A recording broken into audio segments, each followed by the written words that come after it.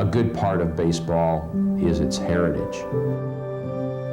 It's often tied to our families, and so there's often a lot of emotional attachment to our memories of the game.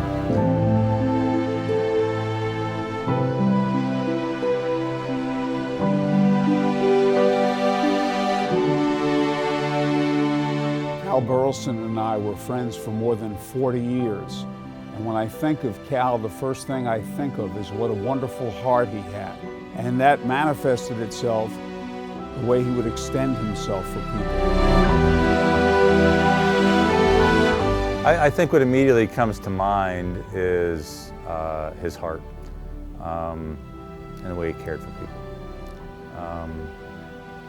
It didn't always show if you didn't know him, but once you did, it shined through and radiated immensely.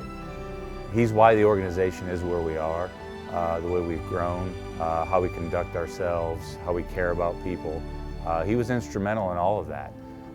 It was his thought processes, his heart, his compassion for people and families, and to make this more than just a job, but to make it a career for people. And he oversaw that growth with the Indians, and that's something that I'll always remember and cherish about him.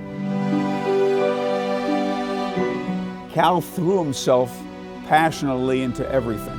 And so he was there, he was right there when we won, and back in the 1980s, we won 6 championships. We used to get a ring every year. Now we haven't won one since 2000, but I remember that picture at Victory Field in Las Vegas, the one as well when we won the AAA World Series of Cal there. He was there, and it wasn't that he wanted to get credit per se, but he just wanted to be at the forefront of it. One of the last exchanges I had with him via text was, hey, heard you weren't feeling well. He's like, I feel fine. The thing I feel the worst about is the game ended on a check swing call, right? The playoff game from a few weeks ago. So and I was like, all right, yeah, that's Cal. I mean, he always loved baseball, and he liked the kid that, it wasn't for the curveball, he'd still be playing. So to have that kind of contact in a city that he had come to embrace as his second hometown, essentially, I think made it really special for him. He really was a father figure to me. He truly and deeply cared about everybody and everyone he came across. He became really concerned about the Indianapolis community. I think he had gotten to a place in his life where he didn't have to bust it every day to make the Indians work. And so that gave him time and opportunity to see things a different way in his life experience. I was fortunate to be involved early on as he was developing Right Fit, and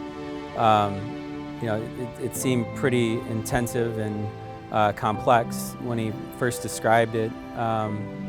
But if there was anybody that could get it to come together, it was Cal, bringing all those people together, and really that passion and commitment to the city and to the community, I really think is what pushed us to develop Indians Charities.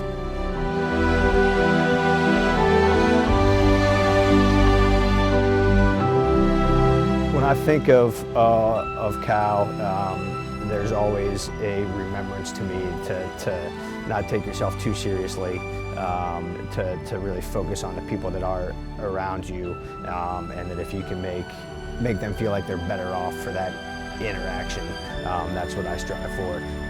I think Cal's legacy is one of passion for the Indians, dedication, working there more than 40 years, and enthusiasm. He was full of enthusiasm, and yes, the losses stung him, but he remembered that the next day was always a new day.